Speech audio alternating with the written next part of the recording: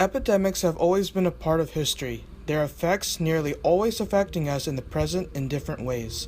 From the past to the present, historians have recorded amounts of epidemics in America, showing us the hardships of the people involved and how we can learn from past epidemics to better secure our future. The impact, meaning, and role of epidemics both in early America and in present-day America show us how to properly react to one and how its effects can shape and change society. Diseases spread by the colonization of the Americas and eventually led to the deaths of many Native Americans. With evidence from portraits and oral legends, George Catlin argued that there had been a larger population from 16 million Native Americans in North America. Although this has not been proven, some historians believe there was a smaller population. James Mooney claims there was only 1.15 million natives living north of Mexico in the early 16th century, and although this was only a fraction of what the entire population could have been, Mooney used early accounts from soldiers to derive his conclusions.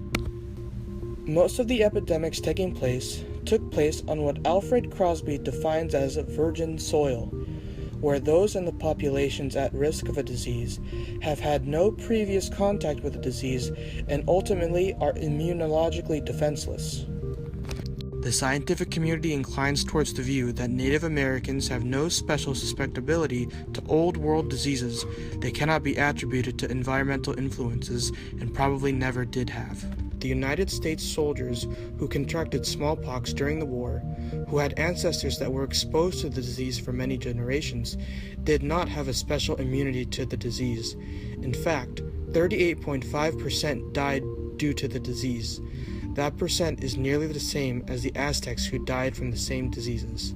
Regardless, many natives died due to the diseases settlers brought with them. Diseases like smallpox, measles, and cholera ravaged villages as English settlers arrived.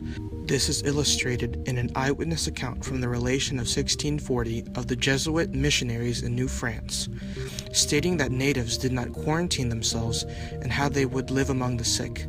The result, of course, was that nearly everyone contracted the infections. The evil spread from house to house, from village to village, and finally became scattered throughout the country.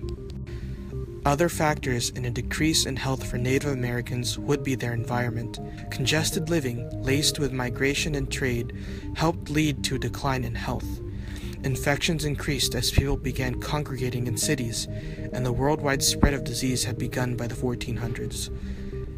The meaning of epidemics throughout this time was that no one knew about germ theory. In 1832, when cholera first appeared in this country, American medical men were convinced that it was not contagious, leading to the animalcular theory, which explained that small winged insects not visible to the naked eye were the cause of cholera. This lack of knowledge about diseases, in this case cholera, further increased the chances of contagion.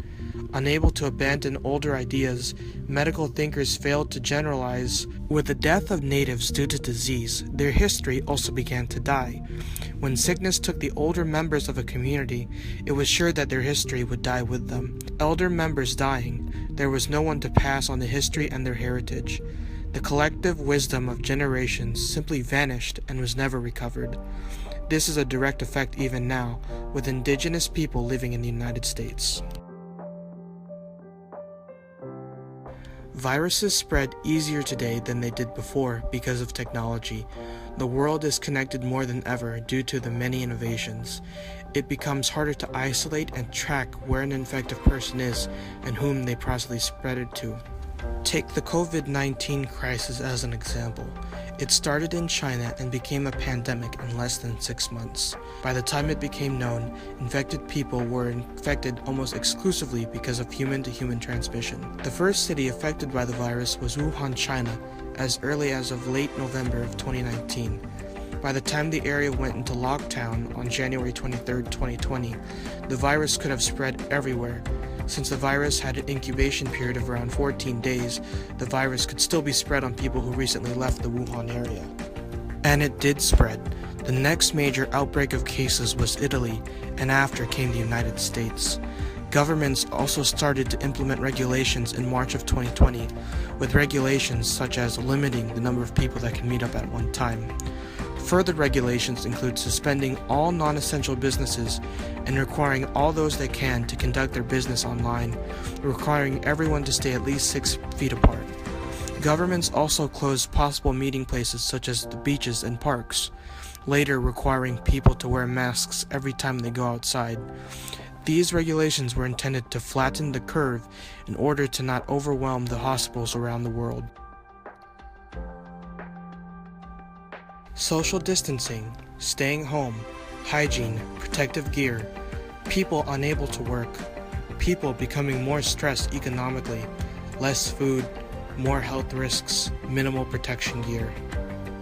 We interpret diseases in the way that we search for a scapegoat. Ultimately, epidemics in the past and in the present serve to show us how to regard people and how to prevent the spread of the disease. By knowing the past and how people deal with epidemics then, we can strive to become better and handle things better.